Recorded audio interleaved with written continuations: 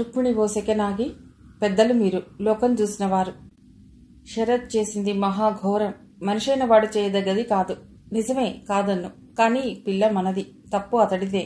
తప్పు చేసింది మగవాడే అయినా సమాజం అది ఆడదాని వల్లే జరిగిందంటుంది. తప్పు మగవాడిది, ఫలితం ఆడదనుభవించవలసి వస్తోంది. రేపు నలుగురు మాధవిని, ఆమె బిడ్డని వేలెత్తి చూపరా? ఎందుకు నీ భర్తని వదిలేశాడంటే ఏం చెప్తుంది? కోర్టులో మటుకు పరుగుగల ఇంటి పిల్ల ఎలా ఈ విషయం చెప్తుంది? నా భర్త నా దగ్గరికి ఎవరినో పంపించాడంటూ 10 మందిలో చెప్పుకుని తర్వాత బయట తిరగలదా? ఇది సత్యమే, కానీ నమ్మేదెవరు? దానికి చిలువలు పలువలు చేర్చి కథలల్లుతారు. అసలు బయట వాళ్ళెందుకు, మనవాళ్లే ప్రచారం చేసినా ఆశ్చర్యపోనక్కర్లేదు. మాధవి ఒంటరి బతుక్కి రంగులు పూస్తారు. నా మాట విని తొందరపడకండి. కొంతకాలం దూరంగానే ఉంచండి, కానీ అది శాశ్వతం చేయొద్దు. శంకర్రావు ఆమె చెప్పిందంతా విని అవునంలేదు కాదనలేదు, మౌనంగా లేచొచ్చేశాడు. తర్వాతి సంఘటనలు చాలా వేగంగా జరిగిపోయాయి. దమయంతి రామ్మోహన్ల సహాయంతో విజయవాడకి ట్రాన్స్ఫర్ చేయించుకుంది మాధవి. దమయంతి, రామ్మోహన్ ఆమెను ఓదారుస్తూ ఉత్తరాలు రాశారు. రోజు గుంటూరు నుండి విజయవాడ వెళ్ళొస్తోంది మాధవి. అత్తగారి వైపు నుండి ఏ ఖబరూ లేదు. 6 నెలలు గడిచాయి. మాధవిని అత్తవారింటికి రమ్మని రుక్మిణి ఉత్తరాలు రాస్తోంది. మాధవి తిరస్కరించింది. మా పిల్ల మాకేం బరువవుతుందా అన్న పార్వతీ శంకర్రావులు తలపట్టుకుని ఆలోచించవలసిన సమయం వచ్చింది. పీరియడ్ సరిగ్గా రావటం లేదని మాధవిని పరీక్షించి డాక్టర్ 4వ నెల అన్నది. అబోర్షన్ చేయమంటే డాక్టర్ వద్దన్నది. శంకర్రావు దంపతులు ఆలోచనలో పడ్డారు. ఆ రోజే రుక్మిణి దగ్గర నుండి ఉత్తరం వచ్చింది. అది చదివి అలాగే కూర్చుండిపోయింది మాధవి. ఓ క్షణం తర్వాత తేలిగ్గా నిట్టూర్చింది. ఏమిటి మాధవి, ఎవరు రాశారది అంటూ దగ్గరకొచ్చి ఉత్తరం తీసుకుని చదివింది పార్వతమ్మ. రుక్మిణి రాసింది. శరత్కి సంబంధాలు చూస్తున్నారు. ఎవరో 50,000 కట్నంతో అమ్మాయిని ఇస్తారట. మన దేశంలో అవినీతికి, ఆడపిల్లలకి కొరత లేదుగా. విడాకులు తీసుకోకుండా చేసుకుంటే చట్టరీత్యా నేరం. ఇలాంటి బుద్ధి తక్కువ పనులు చేయకండని నేను, మీ బావగారు మొన్న గట్టిగా చెప్పొచ్చాం. అయినా ఆ మూర్ఖులు వినలేదు. వచ్చే శనివారమే పెళ్లి. వచ్చి నీ కాపురం నిలబెట్టుకో. రుక్మిణి. పార్వతమ్మకి శివాలెత్తినట్లయింది. ఏమిటి, ఏం మొహం పెట్టుకుని వీడు పెళ్లి చేసుకుంటాట? ఆ ఇచ్చేవాళ్ళు ఎలా ఇస్తున్నారు బుద్ధి లేకుండా? ఓ భార్య బతికుండగా మళ్లీ పెళ్ళా? నేను పోలీస్ రిపోర్ట్ ఇస్తాను, జైల్లో పెడతాను. రోగం కుదురుతుంది అంది కోపంగా, ఆవేశంగా. మాధవి నిదానంగా, అమ్మా ఊరుకో, ఆవేశపడకు అంది. పార్వతమ్మ ఆశ్చర్యంగా చూసింది కూతుర్ని. అవును, అతడు నాకు అక్కర్లేదనుకున్నప్పుడు అతడెవరిని చేసుకుంటే నాకేమిటి? నాకేం బాధలేదు. పైనుండి నా సంఖ్యలెవరో తెంపేసినట్లు ఫ్రీగా, హాయిగా ఉంది. పంజరం నుండి నన్నెవరో ఈ విశాల విశ్వంలోకి వదిలేసినట్లుంది. ఈ మనశ్శాంతిని ఇలాగే ఉండనీయండి.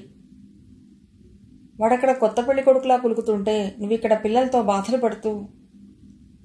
నా పిల్లలు నాకు బరువవుతారా అమ్మా? తన మాట తనకే అప్పగించేసరికి మాట్లాడలేకపోయింది పార్వతమ్మ. శంకర్రావుకి నోట మాట రాలేదు. ఎంతకి తెగించారు? వాళ్ళని ఏం చేయాలి? పళ్ళు నూరుకున్నాడు. కళ్ళు లేకపోయినా, కాళ్ళు లేకపోయినా భర్త అనుకూలవంతుడైతే భార్య అతడితో కలిసి జీవించడానికి ఇష్టపడుతుంది. కానీ శరత్ లాంటి వాడితో కలిసి జీవించడం చాలా కష్టం. అతడు నా మనసు తెలుసుకోవటానికి ఎన్నడూ ప్రయత్నించలేదు. అయినా ఊరుకున్నాను. ఏ అనుభూతికి నోచుకోక ఓ యంత్రంలా జీవితం గడిచినా సహించాను. పశు ప్రవృత్తిగా కనిపించి అతడి కామాన్ని భరించాను. కానీ అతడు నా శీలాన్ని అమ్మ చూపితే మట్టుకు సహించలేకపోయాను. నా సహనానికి, ఓర్పుకి అంతం చూశాడతడు. అతడితో ఇక కలిసి జీవించటం కల్లోని మాట. అతడు పెళ్లి చేసుకుంటే చేసుకోనివ్వండి, నాకేం అభ్యంతరం లేదు. మీరక్కడికి వెళ్ళడం నాకు ఇష్టం లేదు. వాళ్ళు ఎంతకైనా తెగించిన మనుషులు. ఆ రాత్రి అతడిని ఇంటికి నేనే పిలిపించుకున్నానని చెప్పగల సమర్థులు. వద్దు, ఆ మనుషులతో మనకి సంబంధం తెగిపోయినట్లే. మాధవి తెగేసి చెప్పింది. ఓసారి ఆలోచించు తల్లి. నువ్విప్పుడు వట్టి మనిషివి కాదు. నీ కడుపులో బిడ్డకి తండ్రి ఎవరని అడిగితే ఏం చెప్తావు? ఈ పిల్ల తండ్రిని నేనే వదిలేశానని చెప్తాను, సరేనా?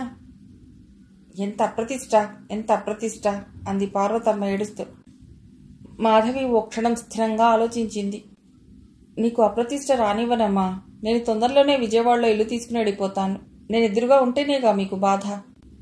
నేను మీ దగ్గర ఉంటే ఎవరో ఒకరు మిమ్మల్ని నా విషయంలో ప్రశ్నలు వేస్తూనే ఉంటారు. మీరు నా వల్ల చాలా బాధలు పడవలసి వస్తుంది. వద్దు, నీకు ఆ పరిస్థితి రానివ్వను. త్వరలోనే ఇక్కడి నుంచి వెళ్ళిపోతాను. అప్రతిభురాలయ్యారు శంకర్రావు, పార్వతమ్మ. మధు, ఏమిటమ్మా ఆ మాటలు? అసలే నీ స్థితికి వాళ్ళు కుమిలిపోతుంటే వాళ్లతో అనవలసిన మాటేనా ఇది? సనువుగా మందలించారు శాస్త్రి గారు. మాధవి అక్కడి నుంచి లేచి తన గదిలోకి వెళ్ళిపోయింది. అంటే ఇక తన నిర్ణయానికి తిరుగులేదని అర్థం. పార్వతమ్మ ఏడుస్తోంది. శంకర్రావు, శాస్త్రి గారు ఓదారుస్తున్నారు. మాధవి పడుకుంది. ఆమె మనస్సు సుడిగుండంలో చిక్కుకున్న నావలా తిరుగుతోంది. వారం రోజులు గడిచాయి. తెల్లవారితే శరత్ పెళ్లి రోజు. పార్వతమ్మ ఏడుస్తూనే ఉంది. వాళ్ళకి శాపనార్థాలు పెడుతూనే ఉంది. శంకర్రావు పోలీసులకి కంప్లైంట్ ఇస్తానన్నాడు. శాస్త్రి గారు వద్దన్నారు. పిల్లతుడితో కాపురం చేయనని చెప్పేసింది. నువ్విక దేనికి కంప్లైంట్ ఇవ్వటం? ఒకవేళ ఇచ్చావే అనుకో, ఏమనిస్తావు? మా పిల్ల బతికుండగా మళ్ళీ పెళ్లి చేసుకుంటున్నాడు, విడాకులు తీసుకోకుండా అని ఇస్తావు, అవునా? అప్పుడు వాడేమంటాడు? మీ పిల్ల ప్రవర్తన మంచిది కాదు అని అనేకం సృష్టించి చెప్తాడు. పెద్ద అల్లరి. ఇప్పటికీ సంగతి ఈ రెండు కుటుంబాల మధ్యనే ఉంది. అప్పుడు పోలీసులు, కోర్టు, పిల్ల కోర్టులో నిలబడి తను శీలవతిని రుజువు చేసుకోవాలి. వాడు అవాకులు చెవాకులు పేల్తాడు. అది పిల్లకే నష్టం. ఈరోజు సంఘం నీలా నాలా లేదు. మాధవిని అనుమానించటానికి వెనుకాడదు. ఉద్యోగం చేసుకునే పిల్ల ఈ సంగతి ఎక్కడా తెలిసి నలుగురు నాలుగు రకాలుగా అనుకుంటారు, అంటారు, నిందలు వేస్తారు. అయినా పర్వాలేదు, మన పరువు పోయినా కోర్టుకి ఇచ్చి జైల్లో పెట్టిద్దాం. మన పరువు పోయినా పర్వాలేదంటావా? పోదాం పద, లాయర్తో మాట్లాడదాం అన్నాడు శాస్త్రి. శంకర్రావు 2 నిమిషాలు మౌనంగా ఉండిపోయాడు. అంత డబ్బు, బంగారం, నా జీవితమంతా కూడబెట్టిన సొమ్ము వదులుకునేదా అన్నాడు. సొమ్ము మనం రాబట్టవలసిందే. ఎవరినైనా మధ్యవర్తిని పంపుదాం. భార్య బతికుండగా భర్త మళ్లీ పెళ్లి చేసుకోవటం నేరం. మాధవి కంప్లైంట్ ఇస్తే మీ అబ్బాయి ఉద్యోగం ఊడుతుంది. అంతేకాదు, జైల్లో కూర్చుంటాడు. కాబట్టి ఉభయులకి రాజీ అయిన మార్గం ఏంటంటే మాధవి సొమ్ము ఆమెకి ఇచ్చేయండి. ఆ పిల్ల ఎలాగో మీ వాడితో కాపురం చేయనంటుంది. కాబట్టి మీరు మీ పిల్లవాడికి మరో పెళ్లి చేసుకుంటే తనకేం అభ్యంతరం లేదంది అని చెప్దాం. కాదనదని నా ఉద్దేశం అన్నాడు శాస్త్రి. రేపే పెళ్లి, మరొకరెందుకు? మీరే వెళ్ళిరండి. ఈ సమయంలోనైతే మన పని జరుగుతుంది. అక్కడ రుక్మిణి అని మాధవి తోడికోడలుంది. వారి అడ్రస్ ఇస్తాను, వారింటికి వెళ్ళండి. అలాగే, మా తమ్ముడు హైదరాబాద్లోనే ఉన్నాడు. వాడికి సబ్ ఇన్స్పెక్టర్ ఒక ఆయన స్నేహితుడు కూడా ఉన్నాడు. 4 పెద్ద మనుషుల్ని ఆ సబ్ ఇన్స్పెక్టర్ గారిని తీసుకునే వెడతా. ఎలా సొమ్మివ్వరో చూస్తా. శంకర్రావు శాస్త్రి గారి చేతులు పట్టుకుని, మీ మేలు ఈ జన్మలో మర్చిపోను అన్నాడు. శాస్త్రి గారు నవ్వి, ఎక్కడో సత్యకాలపు మనిషివి. నేను చేసేదేముంది? అంతా పైవాడిదయ్యా, పిల్లల అదృష్టం అంతే. మరి నేను బస్సు కెడతా. పదండి, నేను మిమ్మల్ని బస్సు ఎక్కించే వస్తాను. శంకర్రావు ఆయనతో బయటికి నడిచాడు. మాధవికి తెలియకుండా ఈ పని జరగాలని శాస్త్రి నిర్దేశించాడు. నాన్ స్టాప్ కోసం మాధవి బస్టాండ్లో నిలబడింది. తన పక్కనే వచ్చి నిలబడిన మనిషిని యథాలాపంగా చూసి తిరిగి సరిగ్గా పరీక్షగా చూసింది. ఆమె రాజ్యం. సరిగ్గా తన పెళ్లి రోజునే రాజ్యం భర్త పోయాడు. తన పిల్లల్ని పోషించుకోవటానికి అటెండర్ ఉద్యోగం చేసుకుంటోందని వింది తను. ఆనాటి రాజ్యం ఈనాడిలా. రాజ్యం. మాధవి పిలిపికి ఆమె ఇటు తిరిగి ఓ సెకండ్ చూసింది. ఆమె మొహంలో ఆనందం. మాధవి, నువ్వా? ఎన్నాళ్లకి? ఎప్పుడొచ్చావు హైదరాబాద్ నుండి? పిల్లలా? నువ్విక్కడున్నావేమిటి? మీ వారేరి? అమ్మా నాన్న బాగున్నారా? మాధవి నవ్వి, ఒకేసారి ఇన్ని ప్రశ్నలా? నా సంగతి సరేగాని నువ్విక్కడ ఉద్యోగం చేస్తున్నావని చెప్పిందమ్మ. ఎక్కడా? తన ఆఫీస్ పేరు చెప్పింది రాజ్యం. నాకిక్కడికి ట్రాన్స్ఫర్ అయి 7 నెలలు దాటింది అంది మాధవి. అంటే మీ వారు? ఆయనక్కడా, నేనిక్కడా. బాగుంది పద, మా ఇల్లు చూద్దువు గాని. ఇప్పుడా? కాదులే, మరో రోజు వస్తా. అసలు నువ్వు ఇక్కడెందుకున్నావు? నా ఫ్రెండ్ ఒక ఆవిడ హైదరాబాద్ నుండి వస్తోంది. బస్టాండ్కి రమ్మని ఉత్తరం రాస్తే వచ్చాను. ఆవిడ చెప్పిన టైం దాటిపోయింది. ఇంకో బస్ చూసి వెళ్ళిపోతాను. ఏదైనా ఇబ్బంది వలన రాలేకపోయిండొచ్చు. నేను అదే అనుకుంటున్నాను. అదిగో గుంటూరు వెళ్లే బస్సు వచ్చింది. మరి నేను వెడతా. రేపు నీ ఆఫీస్కి వస్తాలే, మాకు దగ్గరే. అలాగే రా, ఉంటా మరి. అమ్మని నాన్నని అడిగానని చెప్పు. అలాగే. మాధవి బస్సు ఎక్కింది. రాజ్యం నిలబడి చిరునవ్వుతో చెయ్యి ఊపింది. ఇంటికొచ్చాక రాజ్యం విషయం చెప్పింది తల్లితో. చాలా ధైర్యం గలది రాజ్యం. లేకపోతే పెద్దగా చదువు లేదాయే, పిల్లలతో ఎలా బతుకుతుంది? చిన్న ఉద్యోగం అని అభిమానపడకుండా ఉద్యోగం చేసుకుంటూ పిల్లల్ని పోషించుకుంటోంది అంది మాధవి. అది ఉద్యోగమే. ఆడపిల్ల లాంటిది చేయటం నాకేం నచ్చలేదు అంది పార్వతమ్మ కూతురికి కాఫీ ఇస్తూ. మాధవి నిట్టూర్చి, ఉద్యోగం ఏదైనా, చిన్నదైనా పెద్దదైనా, శ్రమ విలువ తెలిసిన వాళ్ళు దాన్ని గౌరవిస్తారు. తన వృత్తి పట్ల శ్రద్ధ ఉన్నవాళ్లు అభివృద్ధికి వస్తారమ్మా అంది. మాధవి తన గదిలోకి వెళ్ళిపోయింది. స్వర్ణ బాధ్యత పార్వతమ్మదే. ఆవిడకి మనవరాలి తోడిదే లోకం. ఆ పసిదాని నవ్వులు, కేరింతలు, తాత అమ్మమ్మ అన్న మాటలు వారి పట్ల ముత్యాల మూటలవి. రాజ్యం తరచూ మాధవిని ఆఫీసులో కలుస్తుండేది. ఓ రోజు తనకి ఇల్లు చూసి పెట్టమని అడిగింది మాధవి. రాజ్యం ఆశ్చర్యంగా చూసింది. ఆ పూట రాజ్యం మాధవిని తనింటికి తీసుకెడుతోంది. రిక్షా ఎక్కాక, ఇప్పుడు చెప్పు. ఆయన అక్కడ, నువ్వు విజయవాడలో ఉద్యోగం. సరే, ఉద్యోగరీత్యా అనుకుందాం. నిండు నెలలతో నువ్వు అమ్మా నాన్న దగ్గర ఉండకుండా ఇక్కడ ఒంటరిగా ఉండాలనుకోవటం ఏమిటి? మాధవి క్లుప్తంగా జరిగింది చెప్పింది. రాజ్యం కొన్ని నిమిషాలు ఏమీ మాట్లాడలేకపోయింది.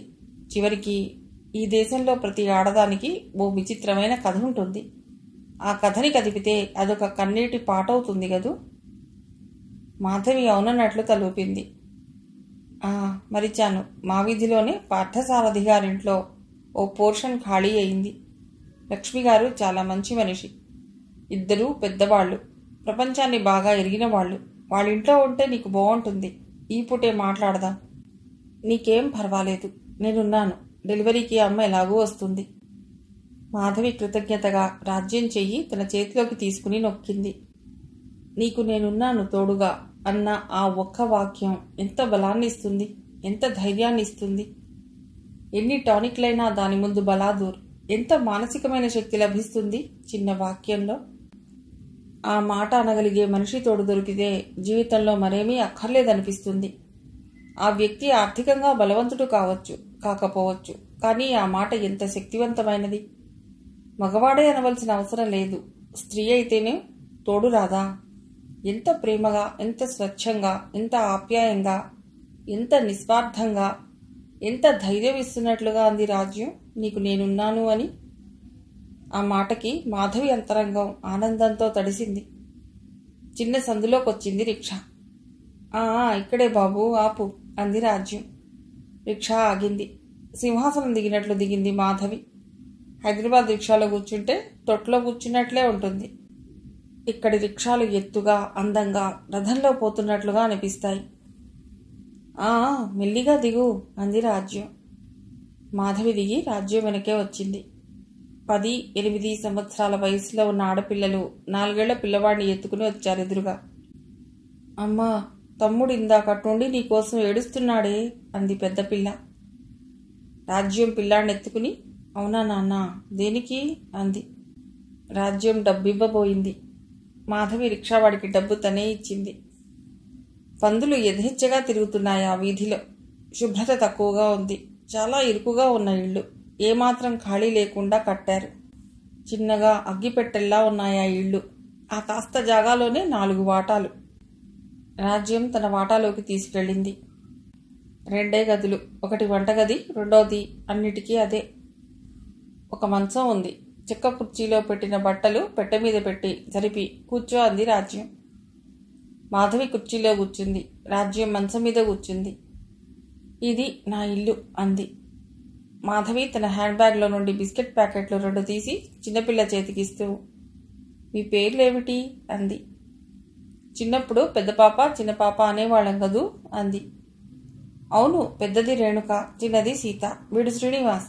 అయినా ఇప్పుడెందుకు అవి? పసిపిల్ల ఇంట్లో ఉంది, తీసుకెళ్ళక. వీళ్ళు పసివాళ్లే అంది మాధవి. బిస్కెట్లు తింటూ పిల్లలు మంచం మీద కూర్చున్నారు. రాజ్యం వంటింట్లో గెడుతూ, రా అంది. మాధవి కూర్చోను పీట వాల్చి, కూర్చోగలవా అంది. మాధవి నవ్వి, కూర్చోగలనులే అంది. రాజ్యం కుంపటి వెలిగించి చిన్న గిన్నెతో కాఫీకి నీళ్లు పెట్టింది. విసనకర్రతో తాటిస్తుంటే బొగ్గులు రాజుకుని మంట వస్తోంది. తన గురించి చెప్తోంది రాజ్యం. ఆయన ఉన్నప్పుడు వారాలు నెలల తరబడి నా ఇంట్లో పరీక్షలని, చదువులని, హాస్పిటల్లో జబ్బు నయం చేసుకోవటానికి వచ్చి ఉండేవారు. అలా తిరిగిపోయిన జనం ఆయన పోయాక కనీసం పలుకరించనైనా లేదొచ్చి. నేను, నా పిల్లలు వాళ్లపై ఆధారపడతామనుకున్నారు. భయపడ్డారు. తర్వాత ఈ ఉద్యోగంలో చేరాక ఉత్తరాలు రాశారు, ఉద్యోగం మానేయమని. ఎందుకుట? నేను ఈ ఉద్యోగం చేయటం వారికి అగౌరవంగా ఉందిట. వారి పేరు ప్రతిష్టలు దెబ్బతింటాయిట. సరే, నేను జవాబిచ్చాను.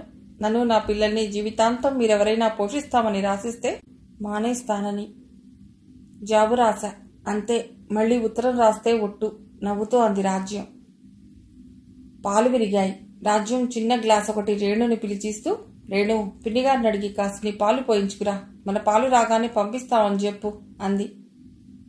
రేణు గ్లాస్ తీసుకుంటుంటే, వద్దు రాజ్యం, బ్లాక్ కాఫీ తాగుదాం, నాకిష్టమే. నేను తాగలేను తల్లి, ఈ ఇచ్చిపుచ్చుకోవటాలు మాకు మామూలే. నువ్వు వెళ్ళు రేణు అంది. రేణు వెళ్ళి పాలు తెచ్చిచ్చింది. కాఫీ తాగాక పద ఆయిల్ చూద్దువు గాని అంది రాజ్యం. ఆడపిల్లలిద్దరూ చదువుకుంటున్నారు కూర్చుని. పిల్లవాడిని తీసుకుని బయలుదేరింది రాజ్యం. నడుస్తూ ఆ వీధిని, అక్కడ ఇళ్లని పరీక్షగా చూస్తోంది మాధవి. అన్నీ దిగువ మధ్యతరగతి కుటుంబాలుగా కనిపిస్తున్నాయి. వంగిన కప్పులు, మసిబారిన తలుపులు, తుఫాన్ల ధాటికి పడిపోయిన పంచలు, వాకిట్లో నిలబెట్టిన నులక మంచాలు, అక్కడక్కడా నవారు మంచాలు, వరండాలో కట్టిన దండాల మీద వేళ్లాడుతున్న బట్టలు, పంపు దగ్గర లైన్లు కట్టిన ఇత్తడి, స్టీలు బిందెలు, కుండలు, అల్యూమినియం బకెట్లు, పాత బొమ్మలకు వెలిసిపోయిన బట్టలు కట్టినట్లున్నారు ఆ వీధిలో జనం. అంతా చిన్న చిన్న ఉద్యోగాలు చేసుకునేవాళ్లే ఈ వీధిలో. నాణానికి బొమ్మ బొరుసులా ఈ పట్టణంలో ఎంత ఐశ్వర్యమూ ఆధునికత ఉన్నాయో అంత దరిద్రము, ఆకలి కూడా దాని వెనకే ఉన్నాయి అంది రాజ్యం. నిజమేననిపించింది మాధవికి. రాజ్యం ఆ వీధిలో కొంచెం ఎత్తుమీద కట్టిన పెంకుటింటి ముందు ఆగింది. చుట్టూ చిన్న ప్రహరీ గోడ ఉంది. వీధి రోడ్డుకి గేటుంది. గేటు మీద ఆర్చీలా ఇనుప కడ్డీలు వంగి ఉన్నాయి. సన్నజాజి పొదలా అల్లుకుంది. గేట్ తీసుకుని లోపలికొచ్చారు. అటు ఇటు కొబ్బరి చెట్లున్నాయి. వరండాలోకి వెళ్లేందుకు కాలిబాటలా బండలు పరిచి ఉన్నాయి. సంధ్య ముగ్గు పెట్టి ఉంది. వరండాలో పడకుర్చీలో కూర్చుని ఓవైపు దారం కట్టిన కళ్ళజోడులో నుండి పుస్తకంలోకి దీక్షగా చూస్తూ చదువుతున్నాడాయన. 50 ఏళ్లకి పైమాటే. బాబాయ్ గారు పిలిచింది రాజ్యం. ఆయన తలెత్తి చూసి, రామ్మారా అని లోపలికి చూసి, ఇదిగో నిన్నే, ఏం చేస్తున్నావే, రాజ్యం వచ్చింది ఇలారా అన్నాడు. మంచి భారీ విగ్రహం, ఎర్రని ఎరుపు, సూత్రం గొలుసు, నల్లపూసలు, వంగపండు రంగు నేత చీర, పెదవుల మీద చిరునవ్వే వెలగలేని ఆభరణంగా వచ్చిందావిడ. వస్తూనే, ఏ రాజ్యం, ఈ మధ్య బాగా నల్లపూసయ్యావు, పిల్లలు ఇటువైపు రాలేదు. అవును పిన్నిగారు, స్కూల్లోనే టీచర్ ట్యూషన్ చెప్తుంటే పెడుతున్నారు. ఆవిడ చాప వేసింది. కూర్చున్నారిద్దరు. ఈ అమ్మాయి మాధవి అని నా స్నేహితురాలు, బంధువు కూడా. ఇల్లు కావాలి అంది. మొన్ననే ఖాళీ అయింది, అద్దె నీకు తెలుసుగా. చెప్పాను, సరేనంది. మరింకా ఏం, ఫస్ట్కి చేరిపోమ్మా అంటూ మాధవి కేసు చూసి, మీ ఆయన ఏం చేస్తుంటారమ్మా అడిగిందావిడ. రాజ్యం కల్పించుకుని, ఆయన ప్రస్తుతం ఇక్కడ ఉండరండి. మాధవి చిన్న పాప ఉంటారు. మాధవి అమ్మా నాన్న వస్తూ పోతూ ఉంటారు. అది సంగతి. ఆవిడ కాస్త ఇష్టంగా మొహం పెట్టి, ఓసారి నువ్విలారా అంది రాజ్యాన్ని లోపలికి పిలుస్తూ. మాధవి ఓ క్షణం ఆమె కేసి చూసింది. రాజ్యం నవ్వి లోపలికి వెళ్ళింది. ఈలోపు ముసలాయన మాధవి చేస్తున్న ఉద్యోగం వివరాలు, తల్లిదండ్రుల వివరాలు అడిగి తెలుసుకున్నాడు. 10 నిమిషాల తర్వాత రాజ్యం ఆవిడ బయటకొచ్చారు. ఫస్ట్కి వచ్చే మాధవి అందామె. ఆమె మొహంలో ఇంత క్రితం కనబడిన అయిష్టత స్థానే ఆర్ద్రత కనిపించింది. అలాగేనండి అంటూ పర్స్ తెరిచి 1 నెల అద్దె డబ్బులు అడ్వాన్స్గా ఇచ్చింది. ఆవిడ డబ్బు తీసుకుంది. మాధవిని, రాజ్యాన్ని పక్క నుండి తీసుకెళ్లి అటువైపున వాకిలికి వేసిన తాళం తీసింది. 3 గదులు చిన్నవిగా ఉన్నా శుభ్రంగా ఉన్నాయి. సున్నం వేయటంతో కొత్తగా ఉంది ఇల్లు. అరమరలకు తలుపులున్నాయి. ఇల్లు నచ్చింది మాధవికి. ఆ మాటే చెప్పి బయటకొచ్చారిద్దరు. దారిలో, ఏం చెప్పావు ఆవిడికి అడిగింది మాధవి. నిజమే చెప్పా.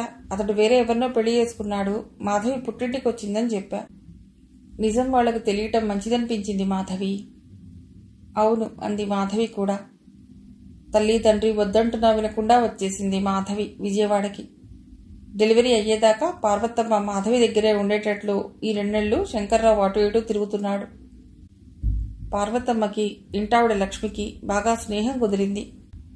2 ఏళ్లు దాటిన స్వర్ణ లక్ష్మి పార్థసారథి గార్లకి బాగా దగ్గరయింది. పిల్లలేని ఆ లోగిలిలో బంగారు బొమ్మలాంటి స్వర్ణ ఎప్పుడూ ఎవరో ఒకరి చేతుల్లో ఉంటోంది. ఓ రోజు పార్వతమ్మ లక్ష్మి గారిని చూస్తూ, మీ పిల్లలు వాళ్ళు అని అడిగింది. నిట్టూర్చింది ఆమె బాధగా. పెద్ద కొడుకు కూతురు అమెరికాలో ఉన్నారు. చిన్న కొడుకు బిలాయిలో ఇంజనీర్. ఎవరికీ ఈ ముసలి వాళ్ళని చూడటానికి తీరుబాటు సెలవులు దొరకవు. ఇదివరలో మేమే ప్రాణం ఉండబట్టలేకపోయేచ్చేవాళ్లం. ఇప్పుడు ఆయనకి కళ్ళు సరిగ్గా కనిపించవు. దూర ప్రయాణం చేయలేరు. వాళ్ళు రారు, మేము పోలేం. రెక్కలొచ్చి వాళ్ళు ఎగిరిపోయారు. రెక్కలుడిగి మేం గూడు వీడని పక్షులయ్యాం అంది బాధగా ఆవిడ. ఊరుకోవే, నీ మాటలు నువ్వు. గోరంతని కొండంతలు చేసుకుని నువ్వు బాధపడి వాళ్ళని బాధ పెడతావు. అదిగో పిల్లల మీద అట్లా ఈగని కూడా వాళ్ళనివ్వరు అంది లక్ష్మి. పార్వతమ్మ ఆవిడిని చూస్తూ, పైకెట్లా అంటున్నా అన్నగారికి మట్టుకు మనసులో బాధ లేదంటారా? మనకెంతవరకు ప్రాప్తమో అంతే. అది మాట. నా చేత గీత చెప్పించుకుంటావు. ఏం ప్రయోజనం? ఒక్క వాక్యం వంట పట్టించుకున్నావా? ఈ ప్రపంచంలో ఏదీ మనది కాదు. మనం అనుకోవటంలోనే ఉందంతా.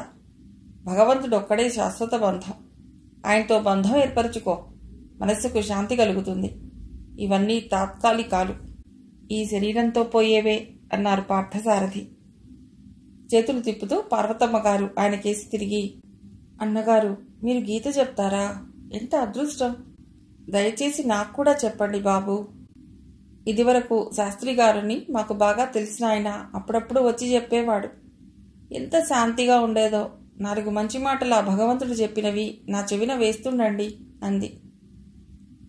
ఆహా, వినేవాళ్ళు కావాలే గాని నాకు మాత్రం మరో పనే ఉందమ్మా. కూర్చోండి అట్లా, ఈరోజు నుండే మొదలెడతాను అంటూ లేచి లోపలికెళ్ళి భగవద్గీత వ్యాసపీఠం తెచ్చుకుని చాప మీద తను ఓ పక్కన కూర్చున్నాడు. ఓసారి భక్తితో చేతులు జోడించి కళ్ళు మూసుకుని ధ్యానం చేశాడు. ఆ తర్వాత కళ్ళు తెరిచి చెప్పడం మొదలెట్టాడు. గీత ఇంత ప్రసిద్ధి కలగడానికి కారణమేమిటో తెలుసా తల్లి? ఇది భగవంతుడి నోట వెలువడింది. ఇది సర్వ వేదాంత సారం. గీత మహాభారతానికి చక్కని సార సంగ్రహం. భారత సంహితలోనే ఒక భాగమైన శ్రీ విష్ణు సహస్రనామం కూడా ఈ పనిని 1000 నామాలలో సారించింది. శంకర స్వాములు గేయం గీత నామ సహస్రం అంటూ ప్రపంచానికి బోధించాడు. గీతను సరిగ్గా పరిశీలిస్తే ఇది దేవిపరమైన శాస్త్రంలా మనకు కనిపిస్తుంది. ఎందుకంటే గీత అనే పదం స్త్రీవాచకం. భగవద్గీత అంటే భగవంతుడిచే కీర్తించబడినది అని అర్థం. ఏమిటి కీర్తించబడింది అంటే గీతను జాగ్రత్తగా పరిశీలిస్తే గానీ అర్థం కాదు. నేను, నన్ను, నా చేత, నా నుండి, నా యొక్క అని భగవానుడు పదే పదే చెప్పే ఆ నా తత్వం ఏమిటంటే శ్రీతత్వం. శ్రీమాత, సకల జగన్మాత, జగన్నియంత ఆధ్వర్యంలో ఆమె ఈ సకల చరాచర సృష్టి సాగిస్తుంది. అసంఖ్య జీవరాశిని సృష్టించి పాలించి పోషించి లయింపజేస్తుంది. ఇది తెలుసుకోలేని అమాయకులు ఇదంతా పురుషార్థమని భావిస్తారు. నేను చేస్తున్నాను అనే భావంతో చేస్తేనే గొడవంతా. సరిగ్గా ఇలాంటి ధర్మ సందేహంలోనే అర్జునుడు చిక్కుకున్నాడు. ఈ చిక్కు నుండి అతన్ని బయటికి లాగి సరైన దృష్టి ప్రసాదించటమే భగవానుడు చేసినది. అదే గీతామాత శ్రీమాతలా ఆవిర్భవించినది. గీతా రహస్యమిదే. కానీ ఇందులో కృష్ణుడు ఫలానా పని చేయవలసిందని చెప్పాడు. ధర్మసమ్మతమైన కర్మ ఎట్లా ఉంటుంది? కర్మకు జ్ఞానానికి సంబంధం ఏమిటి? ఎందుకు చెయ్యాలి? ఏం చేయాలి? ఎలా చెయ్యాలి? అనే విషయాలు కూలంకుషంగా చర్చించి అర్జునుడికి విడమర్చి చెప్పాడు. అంతే. ఆ తర్వాత అతడితో నీకెలా తోస్తే అలా చెయ్యి అని అతడికి పూర్తి స్వేచ్ఛ ఇచ్చాడు. ఆత్మజ్ఞానం లభించిన తర్వాత ఒకరికొకరు చెప్పవలసిన పని లేదు. ఆత్మవంతులు చేసే పనులు పరమాత్మకు ప్రీతిగానే ఉంటాయి.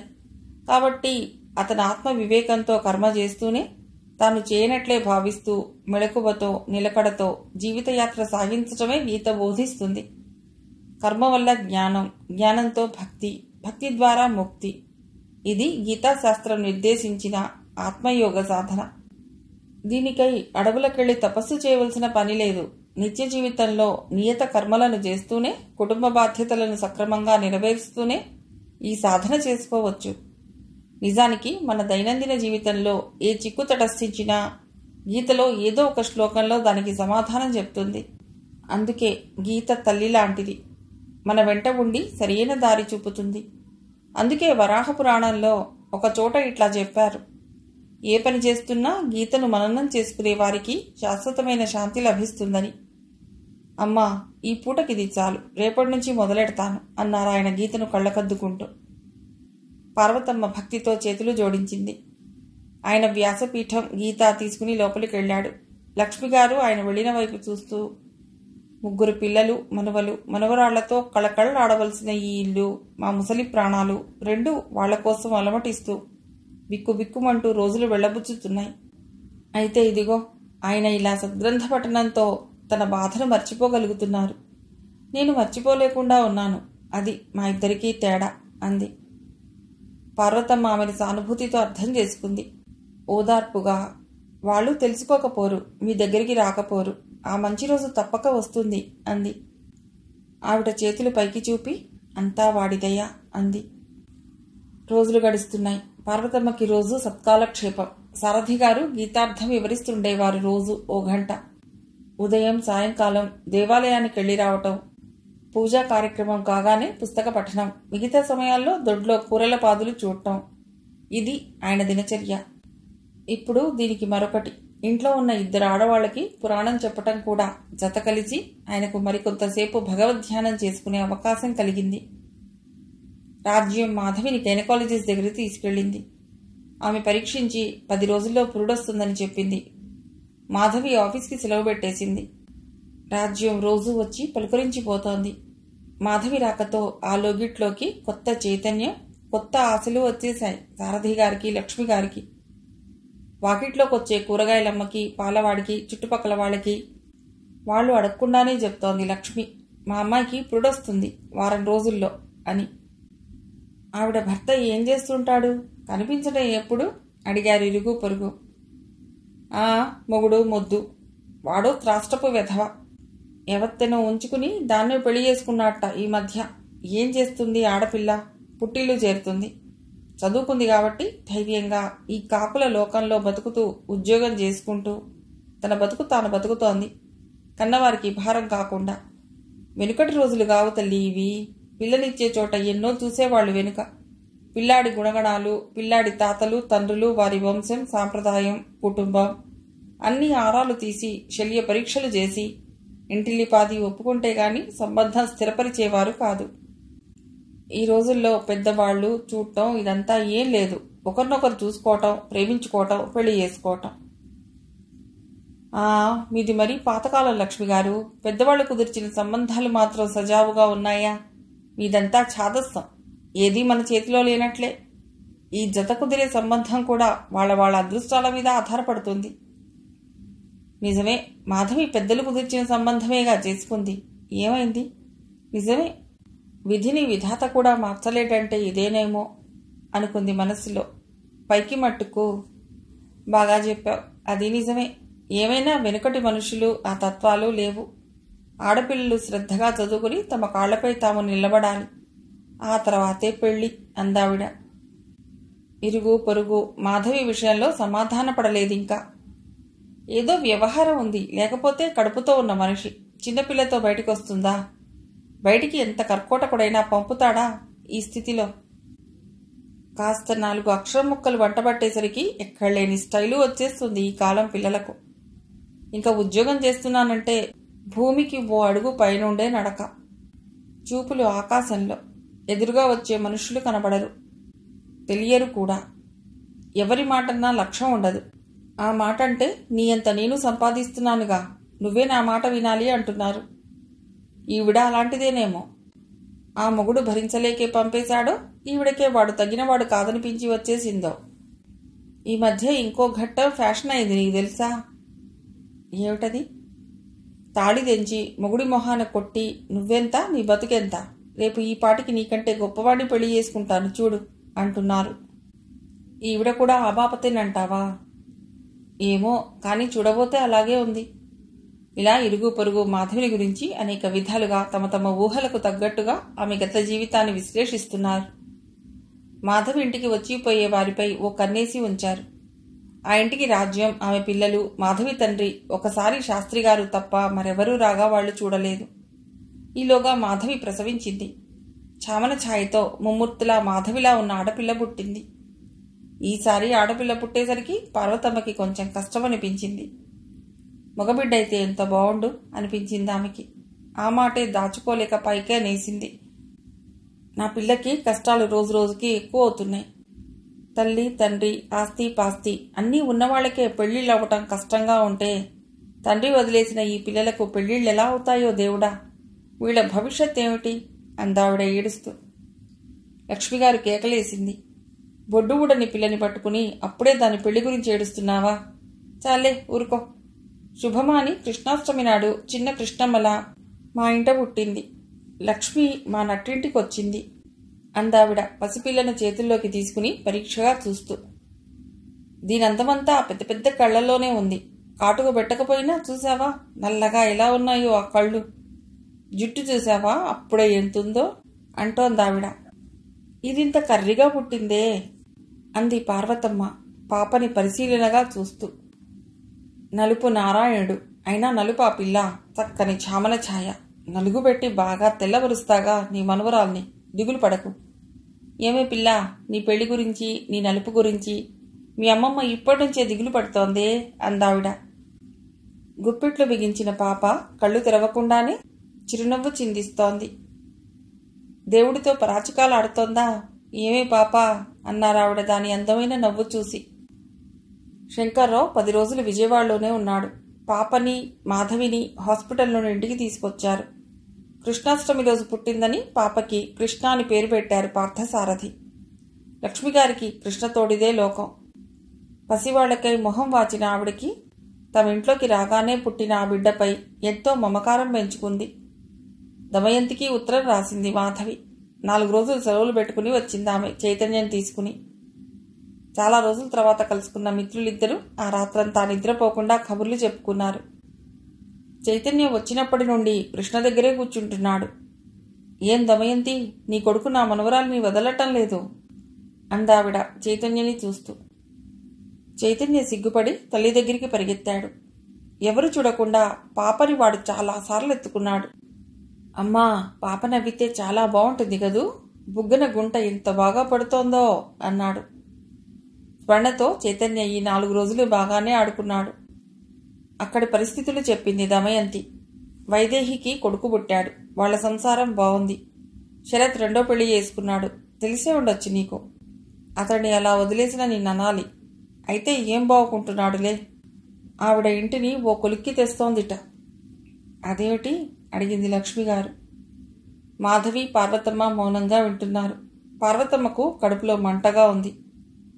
క్లబ్లు, పార్టీలు, మీటింగ్లు ఎక్కువ ఆవిడకి. ఇంటికొచ్చే ఆవిడ స్నేహితులకి వండి వడ్డిచ్చే వంటలక్క మీ అత్తగారిప్పుడు. మీ వంట మనిషా అని కూడా ఆవిడ్ని చూసి అడిగారట. బాగా అయింది, వాళ్ళకి ఆ శాస్తి జరగవలసిందే అంది కసిగా పార్వతమ్మ. ఏమిటావిడకంత మిడిసిపాటు అంది లక్ష్మిగారు. ఎందుకంటే వాళ్ళ నాన్న ఊళ్ళో కాస్త పేరున్న కాంట్రాక్టర్, డబ్బుంది, ఒక్కతే పిల్ల, పొలం పుట్రా ఉన్నాయి. అంతటి వాళ్ళు ఈ 2వ పెళ్లివాడిని ఎందుకెన్నుకున్నట్లో అడిగింది పార్వతమ్మ. ఆవిడేదో ప్రేమ వ్యవహారంలో ఇరుక్కుని బాగా అల్లరిపడిందిట. ఈ విషయం తెలిసి మంచి సంబంధాలు తప్పిపోతున్నాయట. పిల్ల మీద పడ్డ చెడ్డ పేరు రోజు రోజుకి ఎక్కువ అవుతోంది. చివరికి ఎలాగోలా ఎవరికైనా ఇచ్చి ముడయ్యాలి అని వెతుక్కుంటుంటే మీ వాళ్ళు తగిలారు. మీ వియ్యంకుడికి అంతా తెలుసుట. తెలిసే ఒప్పుకున్నారట, రుక్మిణి గారు చెప్పారు అంది దమయంతి. ఎందుకు ఒప్పుకోడు? డబ్బుకి గడ్డి తినే రకం. పైసా కోసం 10 మైళ్ళు పరిగెత్తగలడు అంది పార్వతమ్మ చీదరింపుగా. పోనీ అమ్మ, వాళ్ళ గొడవలు మనకు దేనికి? ఇంకేమిటి విశేషాలు దమయంతి అడిగింది మాధవి. తమ మిత్రుల గురించి, ఆఫీసు వాతావరణం గురించి చెప్పింది దమయంతి. దమయంతి వారం రోజులుంది. మాధవి ఆఫీస్కి సెలవు పెట్టింది. 1-2 రోజులు రాజ్యం కూడా తిరిగింది. తను సెలవు పెట్టి మంగళగిరి పానకాల స్వామి గుడికి ఓ రోజు వెళ్ళొచ్చారు. ఉండవల్లి గుహలు, గాంధీ హిల్స్, దుర్గగుడి ఓ రోజు చూశారు. అమరావతికెళ్లి అమరేశ్వర దర్శనం చేసుకున్నారు మరో రోజు. దమయంతి ఉన్న వారం రోజులు సమయం తెలియకుండా గడిచిపోయింది. బయలుదేరబోతున్న దమయంతికి చీరా జాకెట్టు పెట్టింది మాధవి. ఎందుకు ఇప్పుడు ఇవన్నీ మాధవి అంది మొహమాటంగా దమయంతి. ఇప్పటి నుంచే బియ్యపురాల్ని మంచి చేసుకోకపోతే ఎట్లా? ఈ కర్రీ పిల్లని ఎవరు చేసుకుంటారు? చైతన్య తప్ప అంది పార్వతమ్మ. ఏరా చైతూ అడిగింది లక్ష్మి. చైతన్య సిగ్గుపడి బయటికి పరిగెత్తాడు. 4 రోజులు నువ్వు రారాదు అడిగింది దమయంతి. ఆహా, ఇప్పుడప్పుడే రాను. నా మాటలకేం గాని ఉత్తరాలు రాస్తూ ఉండు అంది మాధవి. దమయంతిని బస్సెక్కించి ఆఫీసులకు వెళ్ళిపోయారు మాధవి రాజ్యం. రోజులు ఎవరికోసమూ ఆగవు. కాలం అతి వేగంగా ప్రయాణిస్తోంది. మాధవి ఆఫీసుకి వెళ్ళొస్తోంది. స్టాఫ్ అందరిలోకి మాధవికి దగ్గరైన వ్యక్తి టైపిస్టు సుజాత. ఎవరితోనూ ఎక్కువగా గాని అనవసరంగా గాని ఒక్క మాట మాట్లాడక తన పనేమో తానుగా ఉండే మాధవి అతి తొందరలోనే ఆఫీసులో అందరి మెప్పు పొందింది. ఆమె చాలా రిజర్వ్డ్ అనుకుంటారు మాధవిని ఉద్దేశించి. బడబడా వాగే మరో లేడీ క్లర్క్ పరిమళకు office staff all India radio అని పేరు పెట్టారు. ఆఫీస్లో వారందరి చరిత్రలు తెలుసుకోవటం ఆవిడ హాబీ. ఇలాంటి మనుషులు అక్కడక్కడా తటస్థపడుతుంటారు. ఎదుటివారిని గురించి ఆరాలు తీయటం, తమ సొంత తెలివి కొంత జోడించి వాళ్లపై తనకున్న అభిప్రాయానికి అనుగుణంగా కథలు పుట్టించటం అదో ఆనందం. ప్రతి మనిషి తనదైన ఒక ఆనందాన్ని సృష్టించుకుంటాడు. అది ఒకరు సంగీతంలో ఆనందాన్ని పొందుతారు, మరొకరు చిత్రలేఖనం వేయటంలో, ఇంకొందరు చిత్రాలు చూడటంలో, మరికొందరు పుస్తక పఠనంలో, కొందరు నాట్యం చేయటంలో చూడటంలో, ఇంకా కొంతమంది రకరకాల వంటలు చేయటంలో, ఇంకొంతమంది బాగా నిద్రపోవటంలో. ఇలా మనుషులు తమ తమ ప్రవృత్తులకు అనుగుణంగా ఆనందాన్ని వెతుక్కుని పొందుతుంటారు. ఆ పరంపరలోనే పరిమళ కూడా ఎదుటివారి జీవితానికి సంబంధించిన విషయాలు కూపీలాగి తనకు వారి గురించి తెలిసింది ఉసిరికాయంతుంటే దానికి గుమ్మడికాయ పరిమాణంలో తన సొంత కథ జోడించి 10 మందికి హరికథలా వినిపిస్తుంది. అలా వినిపించడంలో ఆవిడ పొందే ఆనందం అంతా ఇంతా కాదు. అయితే వినేవాళ్లకు తెలుసు ఆమె చెప్పే దాంట్లో 1% రిజర్వ్ ఉంటుందని. కానీ వింటున్నారు. కారణం ఏమిటంటే అదే కాలక్షేపం వారికి. ప్రస్తుతం పరిమళ మాధవి గురించి వినిపిస్తోంది. మాధవి భర్తలో వదిలేసింది అంది. ఇదేం కొత్త విషయం కాదే. ఇది ఆవిడ చేరిన 10 రోజుల్లోనే చెప్పారుగా. అప్పుడే 7 ఏడాది దాటింది ఆవిడ చేరి. కొత్త సంగతులు చెప్పండి అన్నాడు బసవరాజు. బ్రహ్మచారి బసవరాజు అకౌంట్స్ సెక్షన్లో పనిచేస్తాడు. తన అందానికి తగ్గ అతిలోక సుందరి తటస్థపడలేదని, అంచేతే తను పెళ్లి చేసుకోలేదని చెప్తుంటాడు. కానైతే అతడి వెనకాల అతడి స్నేహితులు ఇలా అంటుంటారు. కట్నం కోసం ఎవడికి తెలియని కథ చెప్తాట. రేపు బాగా కట్నం తెస్తే గాడిద పిల్లని చేసుకోవటానికైనా మనవాడు సిద్ధం అని నవ్వుకుంటుంటారు. బసవరాజు మాధవిపై శ్రద్ధ చూపిస్తాడు. వినబోయ్ శాంతం, అతగాడు మరో పెళ్లి చేసుకున్నాట. మంచిదేగా, ఈవిడా చేసుకుంటే పోతుందిగా. అదే జరగబోయేదిగా. ఎట్లెట్లా అందరూ ఆవిడ దగ్గరికి చేరారు. మన భీష్మాచార్యులు ఏది శ్రవణకుమార్ గారు. చిచి, ఆయన మీద వేయకండి నిందలు అన్నాడు అటెండర్ సాంబు. నీకేం తెలుసోయ్ పిల్లకాకివి, ఆయన 38 ఏళ్లవాడు. చూపులకలా కనిపిస్తాడా? నీలాంటి కుర్రవాళ్ల కంటే హుషారుగా ఉన్నాడు. మరీ ఈ మధ్య మాధవి ఇంటికి రాకపోకలు సాగిస్తున్నాట. అందరూ ఆలోచనలో పడ్డారు. అవునా కాదా? మాధవి అందాన్ని తలుచుకున్నప్పుడల్లా తనకి పెళ్లైనందుకు తిట్టుకుంటాడు కుటుంబరావు, హెడ్ గుమాస్తా. 2 పిల్లల తల్లైనా మాధవి ఎంత నాజుగ్గా ఉంటుందో అన్నాడాయన. ముసలాయన కూడా మాధవి అందాన్ని ప్రశంసిస్తున్నారండోయ్ అన్న బసవరాజు మాటలకి అంతా నవ్వారు. 4 పిల్లలు, రోగిష్టి భార్య, తల్లిదండ్రులతో అప్పులతో బాగా వార్ధక్యం వచ్చేసిన వాడిలా ఎప్పుడూ ఈశ్వరమంటుంటాడు కుటుంబరావు. అలాంటి కుటుంబరావు కూడా ఒంటరి ఆడది అందమైంది అయ్యేసరికి మాధవి గురించి తను ఆశించటానికి అనుకోవటానికి వెనకాడలేదు. మనుష్యులో మానవత్వం, సాటి మనిషిని అర్థం చేసుకునే సంస్కారం, దయ, జాలి, ఔన్నత్యం, ఆత్మాభిమానం ఇవేవీ కనపడకుండా పోతున్నాయి రోజురోజుకి అనడానికి వీళ్లే ఉదాహరణ. మానవత్వపు విలువలకి వీళ్లంతా తిలోదకాలిస్తున్నారు. పరిమళ మాటలు విన్నప్పటి నుండి ఆఫీసులో వారంతా మాధవిని, శ్రవణకుమార్ని ఓ కంట గమనించసాగారు. కానీ వారిద్దరి మాట తీరులో, ప్రవర్తనలో ఎక్కడా ఎలాంటి అనుమానాలకి తావుండటం లేదండి అన్నారొకరు. నీ మొహం నీకంతే తెలుసు అన్నట్లు చూసింది పరిమళ. ఆ మధ్య మాధవి కూతురికి జబ్బు చేసింది కదా, హాస్పిటల్కి తీసుకువెళ్ళింది ఎవరనుకున్నారు? మన హీరో గారే. ఆ వంకన ఆవిడితో ఆటోల్లో ప్రయాణం, దుర్గగుడికి ఆవిడ్ని పిల్లల్ని తీసుకెళ్ళటం, ఇవన్నీ ఏమిటనుకున్నారు? ఎందుకు చేస్తున్నాడనుకున్నారు? ఆవిడ మీద వల్లమాలిన అభిమానం. అదిగో అతడొస్తున్నాడు, ఊరుకోండి, బసవరాజు అనటంతో పరిమళ నోరు మూతబడింది. నెల రోజుల తర్వాత అందర్నీ ఆశ్చర్యంలో ముంచుతూ శ్రవణకుమార్, సుజాతల పెళ్లి శుభలేఖ అందరికీ అందింది. అంతా గబగబా క్యాంటీన్కి చేరుకుని ఈ విచిత్ర పరిణామం గురించి చర్చించుకోసాగారు. పెళ్లిలో స్వర్ణ శ్రావణకుమార్ని మావయ్య అని పిలుస్తుంటే మరింత ఆశ్చర్యపోయారు.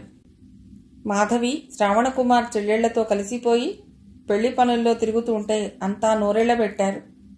శ్రావణ్కి పెళ్లి కావటంతో తనకి లైన్ క్లియర్ అయినట్లు భావించాడు బసవరాజు. మాధవికి దగ్గర కావటానికి ప్రయత్నించసాగాడు. 1-2 సార్లు ఇంటికొచ్చాడు. తన బంధువులు అవతలి లైన్లో ఉన్నారని, వారిని చూసిపోతూ ఇటొచ్చానని చెప్పాడు.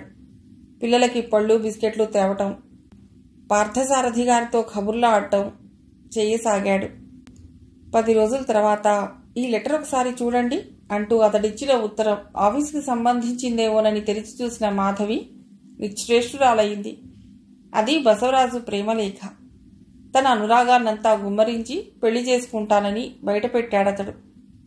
ఆ రోజు సాయంత్రం శ్రావణకుమార్ బసవరాజుని బయటకి తీసుకెళ్లి కాఫీ తాగాక, చూడు రాజు, నీ ఉత్తరం మాధవి నాకు చూపించింది అన్నాడు. బసవరాజుకి ఖంగుమన్నట్లయింది. కంగారు పడకు, మాధవి నాకు తోబుట్టు లాంటిది. మీరంతా ఎంత గొడవలు చేశారో, ఎన్నెన్ని రకాలుగా మా ఇద్దరి గురించి ఊహించారో నాకు అన్నీ తెలుసు. బసవరాజు తలంచుకున్నాడు.